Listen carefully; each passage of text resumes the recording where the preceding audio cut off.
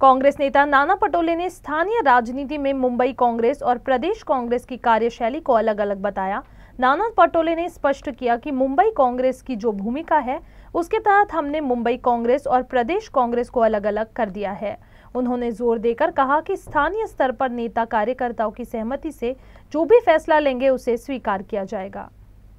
मुंबई काँग्रेसचा जो ही भूमिका आहे ती आमचं, कारण की काँग्रेसला एक मुंबई काँग्रेस वेगळं आम्ही केलेलं आहे आणि प्रदेश काँग्रेस वेगळा आहे। तर स्थानिक पातळीवर स्थानिक नेत्यांनी जे काही निर्णय घेतील कार्यकर्त्यांच्या संमतीनं त्या पद्धतीचे निर्णय होतात आहेत आणि म्हणून हे काही फक्त काँग्रेसमध्येच होतात असं नाही।